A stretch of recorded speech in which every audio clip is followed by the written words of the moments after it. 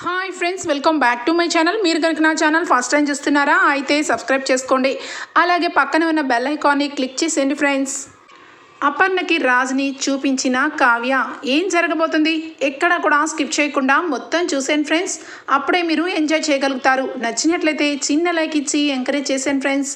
ఇక ఎపిసోడ్లోకి అయితే వెళ్ళిపోదాం.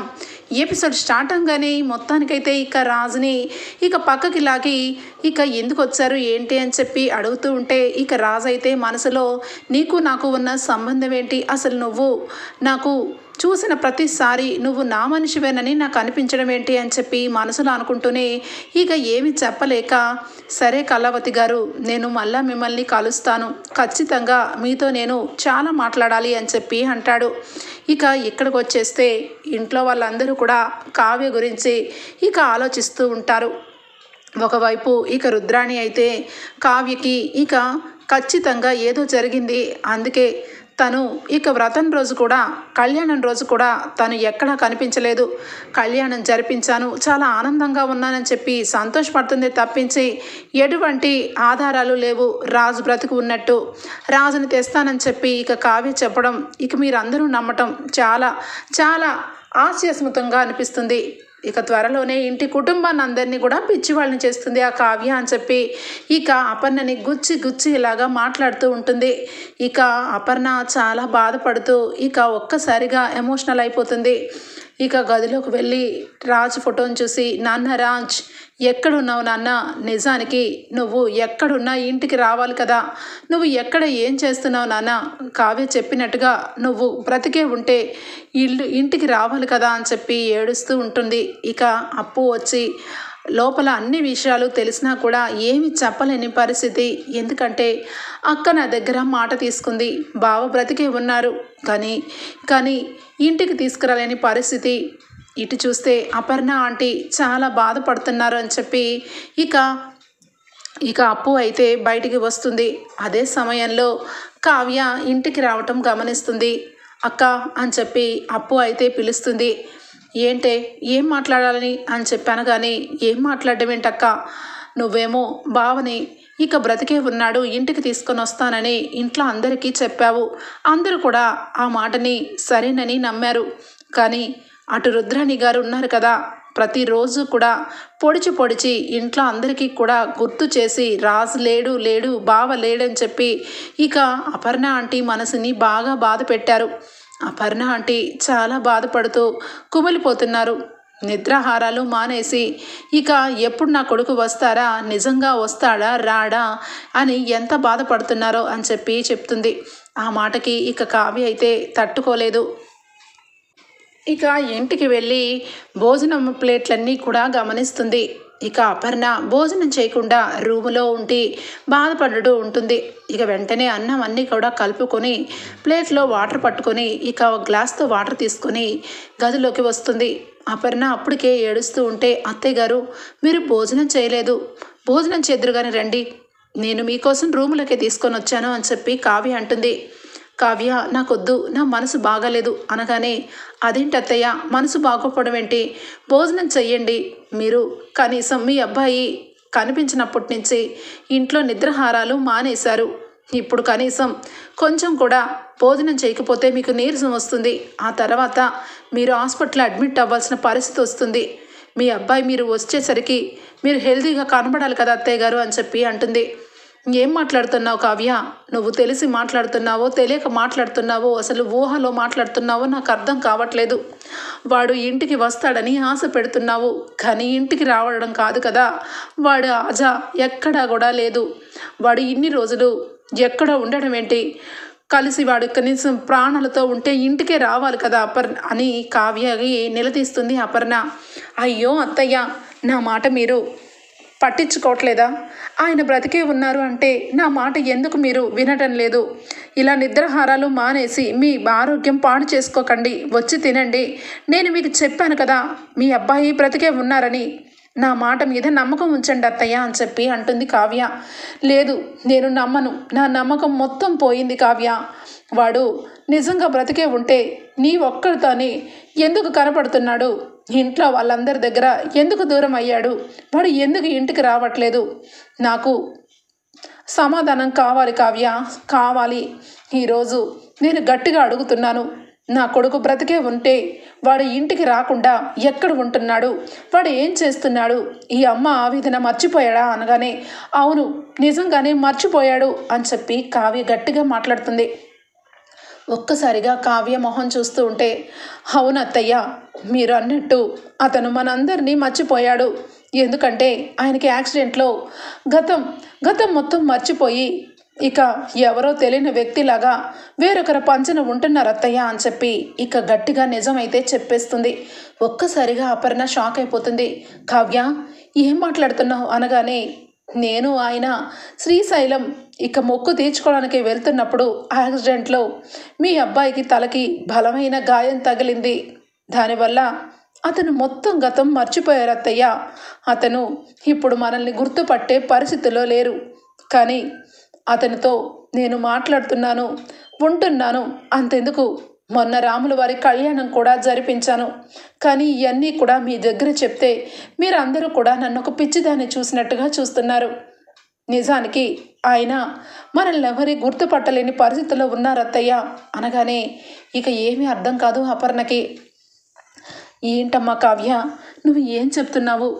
వాడు మనల్ని అందరినీ మర్చిపోయాడా? వాడు ఎక్కడున్నా సరే వాడి దగ్గరికి వెళ్ళి నేను కనిపిస్తే వాడు గతం గుర్తు తెచ్చుకుంటాడు. వాడికి నేను గతం గుర్తు చేస్తాను. ఖచ్చితంగా ఈ అమ్మ స్పర్శతో వాడికి గతం గుర్తొస్తుంది అని చెప్పనగానే అయ్యో అత్తయ్య, నేను కనపడితే గుర్తు రాలేదు. ఆయనకి మనం ఎవరమో గుర్తులేదు. బలవంతంగా నేను మీ అమ్మని, నేను నీ భార్యని అని చెప్పి ఆయనకి గతం గుర్తు చేస్తే నిజంగానే మీ అబ్బాయి ప్రాణాలకి ముప్పత్తయ్యా. ఆయన ఈరోజు ఎక్కడికక్కడ క్షేమంగా ఉండాలని నేను ఈ విషయాన్ని మీ ఎవరికీ చెప్పలేదు. కానీ ఈరోజు మీరు బాధపడుతూ నిద్రాహారాలు మానేస్తే నా గుండె చలించిపోయి ఉన్న నిజం చెప్పాను. అత్తయ్య, మీరు నాకు మాట ఇవ్వండి. అప్పుడే మీ అబ్బాయి మీ కంట పడతాడు. కానీ మీరు మాత్రం నోరు తెచ్చి గతం మాత్రం గుర్తు చేస్తే నా మీద ఒట్టత్తయ్య అనగానే ఒక్కసారిగా అపర్ణ కావ్య అనగానే అవునత్తయ్య, మీరు మీ అబ్బాయిని చూసి వెంటనే తట్టుకోలేక నిజంగా గతమంతా గుర్తు చేసే ప్రయత్నం చేస్తే మాత్రం ఆయన ప్రాణాలకే ముప్పు. మీరు ఇంత బాధపడుతున్నారు కాబట్టి మీ అబ్బాయిని మీ కంటపడేలాగా చేస్తాను. మీ అబ్బాయిని చూసి మీరు సంతోషిద్దురుగానే అనగానే ఇక అపర్ణకి లోపల కొండంత ఆశ మొదలవుతుంది. కావ్య, నిజంగా నువ్వు చెప్పినవన్నీ నిజాలైతే నేను ఇప్పుడే భోజనం చేస్తాను. రేపు పొద్దున్నే నా కొడుకుని చూడాలి. నా కొడుకుతో నేను దూరం నుంచో దగ్గర నుంచో వాడిని నేను చూడాలి కావ్య అనగానే అత్తయ్య, నేను చెప్పాను కదా మీకు మీ అబ్బాయి కనిపిస్తాడు, మాట్లాడతాడు కూడా. రండి భోజనం చేద్దురు కానీ అని చెప్పి ఇక అత్తగారికి కావ్య అన్నం కల్పించి ముద్దలు పెడుతూ ఉంటుంది. కావ్య అలా అన్నం తినిపిస్తూ ఉంటే ఇందిరాదేవి అప్పుడే వస్తుంది. రావగానే ఇక అపర్ణకి అన్నం తినిపించిన విషయం చూసి కావ్య, అమ్మ అపర్ణ, నువ్వు ఎప్పుడు కూడా నాకు కొడుకు పుట్టాడు కూతురు పుట్టలేదు అని చెప్పి బాధపడేదానివి. ఇప్పుడు ఈ కావ్యతో పాటు అన్నం తింటూ నీకు కూతురు లేని లోటైతే ఇక తీరిపోయింది కదా అనగానే ఇక వెంటనే కావ్య నవ్వుతూ ఉంటుంది. అపర్ణ, రోజు రోజుకి నువ్వు భోజనం మానేసి ఇలా బాధలో కుమిరిపోవడం కరెక్ట్ కాదు. కావ్య భోజనం తినిపించినాక ఈరోజు భోజనం తిని మళ్ళా రేపటి నుంచి బాధలోకి వెళ్ళిపోకూడదు. ఈ రోజు నుంచి నువ్వు ధైర్యంగా ఉండాలి. కావ్య ఎప్పుడూ కూడా అబద్ధాలు చెప్పదు, నిజమే చెప్తుంది. కావ్య చెప్పిన మాటలకి నేను అర్థం చేసుకున్నాను. కావ్య మనకి టైం ఇచ్చింది కదా, ఈ టైం లోపల ఖచ్చితంగా ఏదో ఒకటి మన మంచికే జరుగుతుంది. కావ్య, నువ్వు చెప్పిన లెక్క ప్రకారం అప్పుడే 10 రోజులు గడిచిపోయావేమ్మా. ఇక మిగతా 20 రోజులు మాత్రమే ఉంది. నువ్వు అన్న మాటకి ఏం సమాధానం చెప్తావో, ఏమి చూపిస్తావానని ఈ ముసలి గుండె ఎదురు చూస్తుంది అని చెప్పి ఇందిరాదేవి అయితే ఇక అక్కడి నుంచి వెళ్ళిపోతుంది. ఇక అపర్ణ అత్తయ్య గారు అని చెప్పి అనగానే అత్తయ్య, ప్లీజ్ అత్తయ్య, ఇప్పుడు మీరు ఎవరికి ఈ విషయం చెప్పకూడదు. మీరు రేపొద్దున్న నాతో పాటు గుడికని చెప్పి ఇద్దరం వెళ్దాం. మీ అబ్బాయిని మీ కళ్ళారా చూసుకోండి అని చెప్పి కావ్య అంటుంది. ఇక అపర్ణ అయితే సంతోషంతో ఇక ఎప్పుడెప్పుడు తెల్లవారవుతుందా, ఎప్పుడెప్పుడు ఇక నా కొడుకు కనిపిస్తాడా అని చెప్పి ఇక వెంటనే కూడా ఇక చాలా సంబరపడిపోతూ ఉంటుంది. ఇక ఇక్కడికి వచ్చేస్తే రాజ్ ఇక కావ్యని కలిశాడని, కావ్య ఆఫీస్కి వెళ్ళాడని జీపీఎస్ ద్వారా తెలుసుకున్న యామిని ఇక ఒక్కసారిగా ఏంటి రాజ్ నాకు తెలియకుండా ఇంతగా ఈ కళావతిని కలవడానికి కారణం, గతం మర్చిపోయాడు, భార్యని మర్చిపోయాడు అనుకుంటే పదే పదే కళావతి కళావతి అని చెప్పి కళావతి దగ్గరికే వెళ్తున్నాడు. నేను అడిగితే నేను బయటకు వెళ్ళానని చెప్పి అబద్ధం చెప్తున్నాడు. చూడు రాజ్, నువ్వు ఎప్పుడు కూడా నా నుంచి తప్పించుకోకూడదని నేను జీపీఎస్ పెట్టాను. నువ్వు కళావతిని ఇంకొకసారి కలిస్తే మాత్రం నేను ఏం చేస్తానో నాకే తెలీదు. ఆ కళావతికి ఒకసారి ముహూర్తం పెట్టాను, అది బతికి బట్ట కట్టింది. ఈసారి శాశ్వతంగా దాన్ని పైలోకాలకు పంపించేస్తాను అని చెప్పి ఇక తనలో తనే అనుకుంటూ ఉంటుంది. ఇంతలోనే ఇక యామిని తల్లిదండ్రులు వస్తారు. యామిని, బేబీ, ఏంటి బేబీ ఏం చేస్తున్నావు అనగానే, మమ్మీ, డాడీ, అసలు రాజ్కి నేను ఎందుకు నచ్చట్లేదు? నన్ను ప్రేమించాడు, నాతో పాటు కలిసి తిరిగాడు, ఇద్దరం కూడా చాలా చాలా ఫ్యూచర్ గురించి ఆలోచించాం. కానీ ఏంటి మమ్మీ, చివరాఖరికి నన్ను వదిలేసి పెళ్లి చేసుకొని ఆ కళావతి గురించి తప్పించిపోతున్నాడు. నేను ఏం తక్కువ చేశాను రాజ్కి అనగానే ఇక వెంటనే అక్కడే ఉన్న వాళ్ళమ్మ, ఎందుకు బేబీ, ఎందుకు ఆలోచిస్తున్నావు అలా?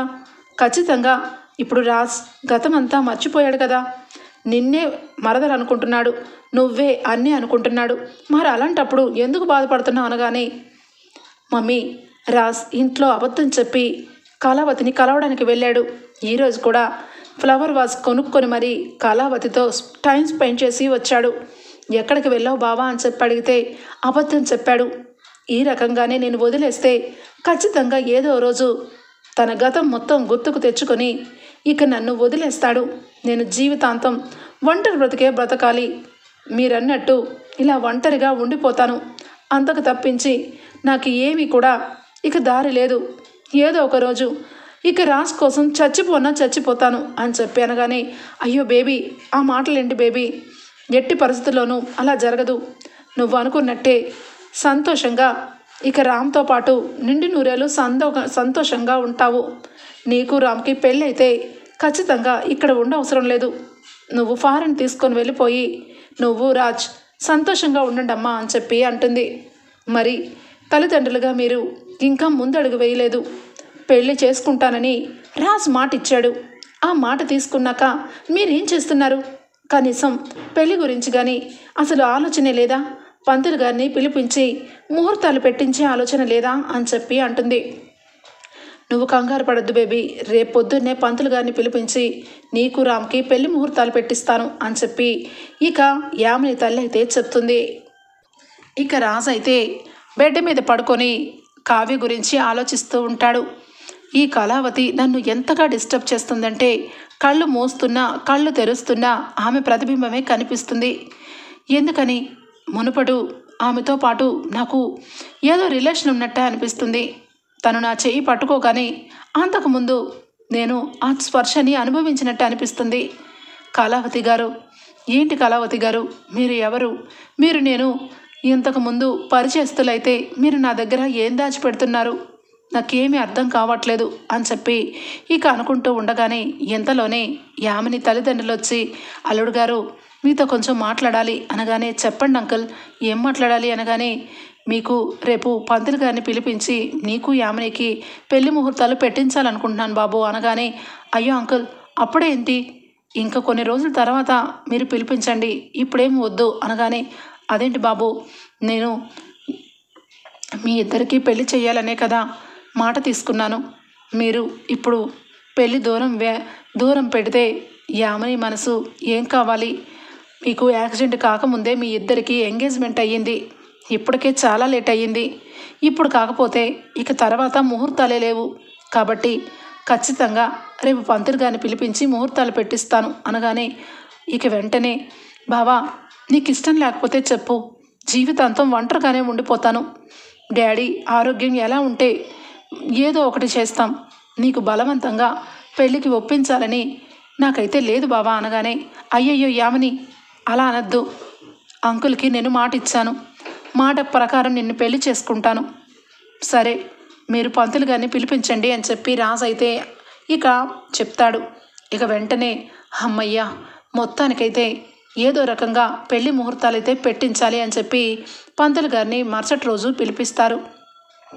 ఇక రాజు అయితే మనసులో ఒక్క రకంగా అయిపోతూ ఉంటుంది. ఏంటి, ఇటేమో యామినికి పెళ్లి చేసుకోబోతున్నాను, అటేమో కళావతి గారు జ్ఞాపకాలు గుర్తుకొస్తున్నాయి. ఇప్పుడు నేను ఏం చేయాలి అని చెప్పి అనుకుంటూ ఉంటే ఇంతలోనే యామిని తల్లిదండ్రులు ఇద్దరు కూడా బెడ్రూమ్లో మాట్లాడుకుంటూ ఉంటారు. ఏమండి, మీరు ట్యాబ్లెట్లు వేసుకోవాలి కదా అనగానే, ఏం ట్యాబ్లెట్లు వైదేహి, నేనేం వేసుకుంటాను చెప్పు, ఏదో బేబీ గురించి ఒంట్లో బాలేదన్నట్టుగా నటించాను, అంత మాత్రానే ఇన్ని ట్యాబ్లెట్లు వేసుకుంటానా నేను? ఏదో పైకి గుండెపోటు వచ్చినట్టుగా నటించాను, నిజంగానే గుండెపోటు వస్తుందేమో అని అనిపిస్తుంది ఈ ట్యాబ్లెట్లన్నీ చూస్తుంటే అనగానే ఒక్కసారిగా రాజ్ ఆశ్చర్యపోతాడు. ఏంటి అంటే అంకుల్కి నిజంగా హార్ట్అటాక్ రాలేదా? మరి ఎందుకు ఈ నాటకం ఆడారు? అసలు ఎందుకు వీళ్ళు నా దగ్గర ఏదో దాచిపెడుతున్నారు? మొట్టమొదటి నుంచి యామిని నన్ను ఏదో రకంగా వెనక వస్తూనే ఉంది. చివరాఖరికి ఇక పెళ్లి చేయించుకోవాలని వీళ్ళ ముగ్గురు కలిసి ఈ నాటకం ఆడారా? అసలు నిజంగానే యామిని నా మరదలేనా? నిజంగా నా తల్లిదండ్రులు చనిపోయారా? అసలు నాకు ఏమీ అర్థం కావట్లేదని తల పగిలిపోతూ ఉంటుంది ఇక రాజ్కైతే. ఇక వెంటనే ఇక నేను లేట్ చేయకూడదు, యామిని గురించి అలాగే వాళ్ళ తల్లిదండ్రుల గురించి ఎంతో కొంత నిజం తెలిసింది. నన్ను పెళ్లి చేసుకోవాలని యామిని తొందరపడుతుంది. అసలు ఎందుకు తొందరపడుతుంది, ఎందుకు వీళ్ళు ఈ రకంగా నా దగ్గర నాటకం ఆడారో నేను త్వరలోనే తెలుసుకోవాలి. అంతకుముందు కళావతి గారితో మాట్లాడి కళావతి గారికి విషయం చెప్పాలి. అసలు కళావతి గారు నన్ను ఎందుకు దూరం పెడుతున్నారు, అసలు నేను కళావతికి అంతకుముందు పరిచయం ఉన్నానా లేదా అన్నది ఈరోజు అడిగేస్తాను అని చెప్పి ఇక పొద్దున్నే ఫోన్ చేస్తాడు. ఇక కావ్య ఇక రాజ్ ఫోన్ చేయగానే, ఇక మిమ్మల్ని కలవాలనుకుంటున్నాను అని చెప్పి రాజ్ అనే లోపలే నేను కూడా అలాగే అనుకుంటున్నాను. మీరు ఇక ఒక అడ్రస్ చెప్తాను, ఆ అడ్రస్లో మీరు వస్తారా అని చెప్పి కావ్య అంటుంది. ఖచ్చితంగా వస్తాను కళావతి గారు అనగానే ఇక వెంటనే రాజ్ అయితే ఇక బయలుదేరడానికి సిద్ధంగా రెడీ అవుతూ ఉంటాడు. బాబు, ఎక్కడికి వెళ్తున్నావు? పంతులు గారు వచ్చే టైం అయింది అని చెప్పి ఇక యామిని తల్లిదండ్రులు అనగానే, మీరు ముహూర్తాలు అయితే పెట్టించండి, నేను ఉండాల్సిన అవసరం లేదు కదా, నాకు చిన్న పనుంది, నేను వెళ్ళి పని కంప్లీట్ చేసుకొని రావాలి అనగానే యామిని, వెళ్ళు బావా, నువ్వు ఎక్కడికి వెళ్ళినా కూడా నాకేమీ పర్వాలేదు, ఎందుకంటే నువ్వు ఏం చేస్తున్నా నాకు అర్థమైపోతుంది కాబట్టి ముహూర్తాలు అయితే పెట్టిస్తాం బావా అని చెప్పి ఇక రాజుని వెళ్ళమంటుంది. ఇక వెంటనే రాజు అయితే ఇక అక్కడి నుంచి బయలుదేరతాడు. ఇక ఇంతలో పంతులు గారితో ఈ యామిని పేరెంట్స్ అయితే ముహూర్తాలన్నీ కూడా పెట్టించుకుంటూ ఉంటారు. ఇక ఇంట్లో అపర్ణ పొద్దున్నే లేచేసి కావ్య దగ్గరికి వచ్చి, కావ్య గుడికి వెళ్దామా, పద గుడికి వెళ్దాం అని చెప్పి అంటూ ఉంటుంది. ఇక రుద్రాణి, ఏంటి వదిన ఎప్పుడూ లేనంత సంతోషంగా గుడికి వెళ్దామంటుంది, అది కూడా పొద్దున్నే, ఏంటి వదిన, ఏంటి సంగతి, ఎప్పుడూ లేనిది ఎంత మంచిగా తయారయ్యావు, ఏదో బాధలో లేనట్టుగా చాలా హ్యాపీ మూడ్లో మారిపోయావు, ఏ మంత్రం వేసిందేంటి మీ కోడలు, నిన్న భోజనం కూడా చేసావు అనగానే, రుద్రాణి అటు తప్పుకో, మేము గుడికి వెళ్తున్నాం, నీతో వచ్చి ఆ తర్వాత వచ్చి మాట్లాడతాను, అప్పుడు వరకు నువ్వు సైలెంట్గా ఉంటే చాలా బాగుంటుంది అని చెప్పి అనగానే ఇక ఇందిరాదేవి, గుడిక, సరే అపర్ణ, కావ్య నువ్వు వెళ్ళి జాగ్రత్తగా రండి అని చెప్పి అనగానే ఇక కావ్య అలాగే అపర్ణ ఇద్దరు కూడా గుడికి బయలుదేరతారు. ఇక రాజ్ ఇక గుడి దగ్గర వెయిట్ చేస్తూ ఉంటాడు.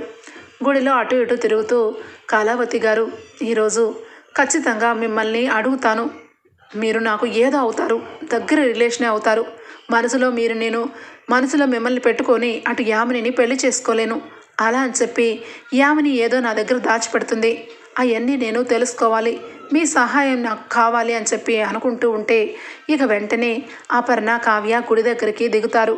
ఇక దూరం నుంచి రాజ్ అటు ఇటు తిరుగుతూ ఉంటే, అత్తయ్య అని చెప్పి ఇక దూరంలో ఉన్న రాజుని అయితే చూపిస్తుంది. అపర్ణ ఒక్కసారిగా ఇక రాజుని దూరంగా చూస్తుంది. రాజ్ ఇక ఒక్కసారిగా కళ్ళు వెంట నీళ్ళు పెట్టుకొని, రాజ్ అని చెప్పి అంటూ ఉంటే, అత్తయ్య దయచేసి మీరెవరో మీ అబ్బాయికి తెలియకుండా మాట్లాడండి, దయచేసి మీరు ఏమాత్రం ఎమోషనల్ అయినా ఆయనకి ప్రమాదం, అందుకే అత్తయ్య మీ దగ్గర మాట తీసుకున్నాను అనగానే, కావ్య నేను నేను వాడితో తల్లినని చెప్పను కావ్య, కానీ వాడిని చూస్తుంటేనే గుండెకి హత్తుకొని ఏడవాలనిపిస్తుంది. చాలా రోజుల తర్వాత వాడిని చూస్తున్నాను కదా, తట్టుకోలేకపోతున్నానమ్మా అని చెప్పి ఇక దగ్గరికి వెళ్ళగానే కళ్ళ వెంట నీళ్ళు తుడుచుకుంటుంది. కళావతి గారు, ఏంటి మీరు ఇంత లేటుగా వచ్చారు? అవును, ఎవరు, మీ అమ్మగారా అని చెప్పి అంటాడు అపర్ణను చూసి. అపర్ణ పక్కకు తిరిగి కళ్ళ వెంట నీళ్ళని తుడుచుకుంటూ ఉంటే, అది మా ఆంటీ అని చెప్పి అంటుంది. అవునా, అది నేను మీ కోడలికి ఫ్రెండ్నండి అని చెప్పి పక్కకు తిరిగేసరికి అపర్ణను చూసి ఒక్కసారిగా రాజ్ స్టన్ అయిపోతాడు. అపర్ణ అలానే రాజ్ వంక చూస్తూ ఉంటే అలానే ఉండిపోతాడు. ఒక 10 నిమిషాల పాటు ఇక అపర్ణను చూస్తూ అలానే ఉండిపోతే కావ్య, ఏమండి ఏమండి ఏమైంది అనగానే, ఏమీ అవ్వలేదు అది అనగానే, మీరు మా కోడలికి ఫ్రెండ్ అంట కదా, అది గుడిలో కలిసాం, సంతోషం, మీకు ఏం జరిగింది అని చెప్పి ఇక అపర్ణ అయితే రాజ్ని ఇక లోపల బాధగా ఉన్న బాధని కంట్రోల్ చేసుకుంటూ అడుగుతుంది. ఇక కావ్య అపర్ణ ఇద్దరు కూడా రాజుని చూస్తూ ఉంటే, రాజ్ మిమ్మల్ని ఎక్కడో చూసినట్టు అనిపిస్తుంది, ఎక్కడో గుర్తు రావట్లేదు. కళావతి గారు, మీరు కూడా ఈరోజు నాకు కొన్ని విషయాలు క్లారిటీగా చెప్పండి. నేను కోమాలో వెళ్ళి నేను బయటపడ్డానని యామిని చెప్తుంది, కానీ నా జీవితంలో ఏం జరిగిందో నాకు అర్థం కావట్లేదు. దయచేసి మీరు నాకు అంతకుముందు పరిచయం కళావతి గారు అని చెప్పి కావ్యని అడుగుతాడు. కావ్య ఇక చెప్పలేక ఏమి మాట్లాడలేక, అది మీకెందుకు అలా అనిపిస్తుంది అనగానే, నాకు అనిపిస్తుంది అని చెప్పి అనే లోపలే ఇక యామిని ఫోన్ చేస్తుంది. ఇక ఒక్కసారిగా, బావా ఎక్కడున్నావు బావా, నువ్వు ఇక వస్తావా అనగానే, యామిని నేనేమి చిన్నపిల్లాన్ని కాదు, నేను బయట ఉన్నాను, నేను తర్వాత వస్తాను, పెళ్లి ముహూర్తాలు పెట్టించేసేయండి అని చెప్పి అనగానే, ఇక వెంటనే కావ్య ఏ పెళ్లి ముహూర్తాలండి అని చెప్పి అడుగుతుంది. అపర్ణ రాజుని చూస్తూ అలానే ఉండిపోతూ రాజుని చూసి మురిసిపోతూ ఉంటుంది. అది నాకు యామినికి పెళ్ళి ఫిక్స్ చేశారు కదా, ఆ పెళ్లి ముహూర్తాల గురించి అనగానే ఒక్కసారిగా గుండె పగిలిపోతుంది కావ్యకి అపర్ణకి. అపర్ణ వెంటనే, మీకు పెళ్ళా బాబు అని చెప్పి అనగానే, అవును అనగానే, మీరు గతం మర్చిపోయారనుకుంటా, మరి ఇప్పుడు పెళ్ళెందుకు చేసుకుంటున్నారు అని చెప్పి అనగానే, నేను అదే చెప్పానమ్మా, కానీ వినిపించుకోవట్లేదు అనగానే, ఏమన్నావు బాబు అనగానే, మిమ్మల్ని చూస్తే నాకెందుకో అమ్మాననే అనిపించింది, అందుకే అన్నాను అనగానే, పర్వాలేదు నన్ను అమ్మాననే అను అని చెప్పి ఇక రాజు అయితే ఇక రాజు వంకే చూస్తూ ఉండిపోతుంది. ఇక కావ్య వెంటనే, ఏంటి మీకు పెళ్ళా అనగానే, పెళ్ళే, కానీ నాకు ఏ క్లారిటీ రాకుండా నేను పెళ్ళి ఎలా చేసుకోవాలో అర్థం కావట్లేదు. నా జీవితంలో నా గతంలో నాతో మీరు ఉన్నారా కళావతి గారు, దయచేసి చెప్పండి కళావతి గారు అని చెప్పి అడుగుతూ ఉంటాడు. అపర్ణ ఇక వెంటనే కళ్ళు వెంట నీళ్లు పెట్టుకొని, నన్నా అని చెప్పి 2 చేతులు పట్టుకుంటుంది. ఒక్కసారిగా రాజ్ అలానే ఉండిపోతాడు. మీరు గతంలో మీరు అంతకుముందు గతం గురించి అడుగుతున్నారు కాబట్టి చెప్తున్నాను.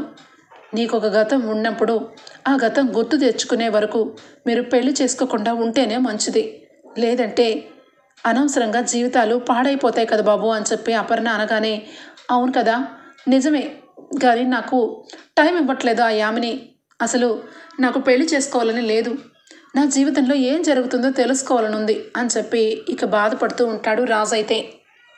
ఇక అపర్ణ కావ్యతో, ఏంటి కావ్య వాడికి పెళ్ళంట, అసలు ఆ అమ్మ ఎవరు, ఎందుకు అక్కడ ఉంటున్నాడు, వాడి జీవితంలో నువ్వు తప్ప ఎవరూ లేరు, అలాంటిది మళ్ళా పెళ్ళేంటి, వాడికి గతం గుర్తు రాకపోతే వాడు మనల్ని గుర్తుపట్టలేక ఆ అమ్మాయిని పెళ్లి చేసుకుంటాడు, అప్పుడు జీవితాంతం బాధపడాలి అని చెప్పి ఇక అపర్ణ అంటూ ఉంటే, అత్తయ్య గారు ఇప్పుడు ఏం చేయమంటారు, నేనేమి చేయలేకపోతున్నాను అత్తయ్య, గతం గుర్తు చేస్తే అతనికి ప్రాణానికి ఏ ముప్పు కలుగుతుందోనని భయపడుతున్నాను, ఆ యామిని అనుకున్నంత సామాన్యురాలు కాదు అని చెప్పి ఇక బాధపడుతూ ఉంటుంది.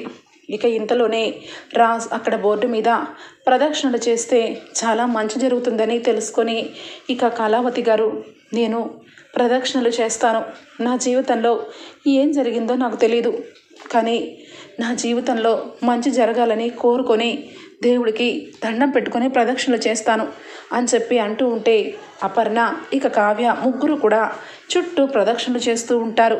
ఇక తిరుగుతూ మనసులో కావ్య చాలా బాధపడుతూ ఉంటుంది.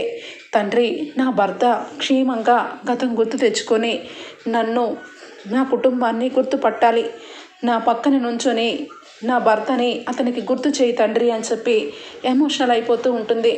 పెళ్లి ముహూర్తాలు కూడా పెట్టుకున్నారు.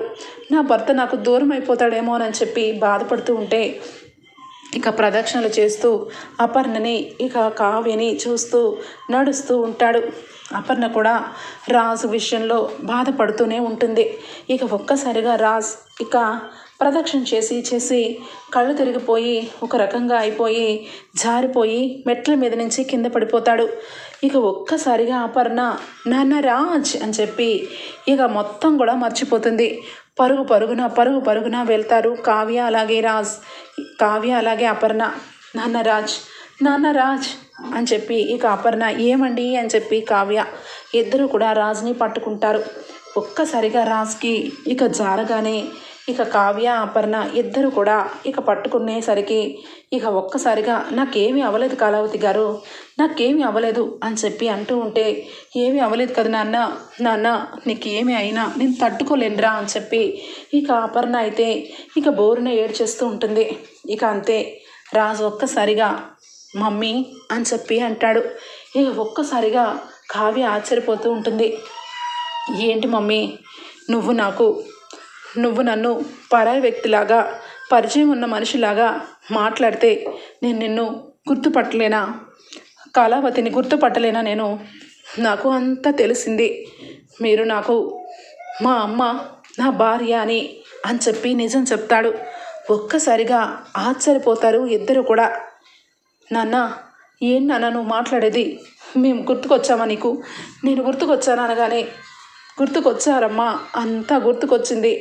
ఆ యామిని నన్ను మోసం చేసి చివరాఖరికి పెళ్లి చేసుకోవాలనుకుంటుంది. నాకు మొత్తం గుర్తుకొచ్చింది. నేను ఈ గుడిలో అడుగు పెట్టగానే నాకు ఇదిగో ఈ పంతులు గారు అన్ని విషయాలు చెప్పారు.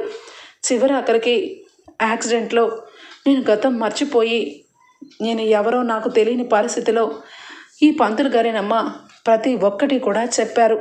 ఈ గుడికి ధర్మకర్తలుగా మనం ఉండి విరాళాలు ఇచ్చి ఈ గుడిని మనమే కట్టించాం కాబట్టి అతను మొత్తం కూడా నాకు చెప్పాడు అనగానే పంతులు గారు వచ్చి అమ్మ అపర్ణ గారు, అమ్మ కావ్య గారు, నిజానికి ఇక్కడికి రాజ్ గారు రావటం చూసి నేను ఆశ్చర్యపోయాను. బాబు రండి, ఏంటి భార్య మీ అమ్మగారు మీ నాన్నగారు ఎవరు రాలేదేంటని అడిగాను. అతను ఏమి మాట్లాడకుండా కూర్చొని ఒక్కసారిగా ఇక నా 2 చేతులు పట్టుకొని నా జీవితంలో ఏంటి నేను గతం మర్చిపోయాను అని చెప్పి ఇదిగో అమ్మ ఈ గుడిలో ఉన్న దేవుడి మీద ప్రమాణకం చేసి మొత్తం నిజం చెప్పమన్నారు. ఇక మొత్తం కూడా వివరించి ఆయనకి జరిగిన విషయాలన్నీ చెప్పానమ్మా అనగానే ఇక కావ్య అపర్ణ సంతోషపడతారు. ఈ దేవుడు సన్నిధిలో ఆయనకి గతం గుర్తుకొచ్చేలాగా చేసి చివరాఖరికి మమ్మల్ని గుర్తుపట్టేలాగా చేశారండి, మీరు ఎప్పటికీ మర్చిపోలేను అని చెప్పి ఇక కావ్య అంటూ ఉంటుంది. కళావతి, ఈరోజు నేను ఈ గుడికి రావటం నాకు ఎంత మేలు జరిగిందో. ఈరోజు నువ్వు అలాగే మమ్మీ నాకు ఎదురుపడి మీ మనసులో ఉన్న ప్రేమ మొత్తం కురిపించారు. చాలా రోజుల నుంచి ఆ యామిని దగ్గరే ఉండిపోయాను. మమ్మీ పద మమ్మీ ఇంటికి వెళ్దాం, డాడీని నానమ్మని అలాగే తాతయ్యని అందరినీ చూడాలనిపిస్తుంది. నా మనసులో ఏం చెప్పాలో ఏం చెప్పకూడదో కూడా అర్థం అవ్వట్లేదు, పదండి మమ్మీ అని చెప్పి ఇక రాజు అయితే సంతోషపడిపోతూ ఉంటాడు. ఇక మొత్తానికైతే ఇక రాజు అయితే కావ్యతోనే అపర్ణతోనూ దుగ్గిరాల ఇంటికైతే వెళ్ళిపోతాడు. ఇక్కడ యామిని మాత్రం పంతులు గారితో ముహూర్తం పెట్టుకొని పిచ్చిదానిలాగా ఇక ఎదురు చూస్తూ కారుతో కారు ఎక్కడికి వెళ్ళిందా అని చెప్పి చూస్తే ఇక ఒక గుడి దగ్గర ఉన్నట్టు కనిపిస్తుంది. ఇక యామిని ఫోన్ చేస్తుంది రాజ్కి. ఇక వెంటనే కావ్య ఫోన్ లిఫ్ట్ చేస్తుంది. హలో యామిని, నీ కుట్ర మొత్తం తెలిసిపోయింది. త్వరలోనే నీ చేతులకి సంకెళ్ళు పడిపోతున్నాయి. నా భర్తని నీ దగ్గర పెట్టుకొని ఇప్పుడు వరకు ఆడిన డ్రామా మొత్తానికి నీకు సుఖాంతం పలకపోతుంది అని చెప్పి అనగానే ఇక యామినికి ఏమీ అర్థం కాదు. డోర్ కొడుతూ ఉంటే డోర్ని ఇక యామిని తల్లిదండ్రులు ఓపెన్ చేస్తారు. పోలీసు బృందంతో ఒక్కసారిగా దూసుకొస్తుంది అప్పు. మర్యాదగా జీబెక్కు, లేదంటే కొట్టుకుంటూ వెళ్ళాల్సి వస్తుంది. మనుషుల్ని మార్చేసి వాళ్ళ మనసులు మార్చేసి వాళ్ళకి గతాలు గుర్తు రాకపోయేసరికి వాళ్ళని జీవితాంతం నీ వశం చేసుకోవడం కోసం మా బావతో ఇంతవరకు ఆడిన డ్రామా కథ అంతా కూడా అర్థమైపోయింది. నడు, ఆడదానివి కాబట్టి కొట్టకుండా తీసుకెళ్తున్నాను, లేదంటే నా అనగానే ఇక యామినిని ఇక అరెస్ట్ చేసి ఇక తీసుకొని వెళ్ళిపోతుంది. రాస్ అలాగే కావ్య ఇద్దరు కూడా సంతోషంగా దుగ్గిరాల ఇంట్లో అడుగు పెడతారు.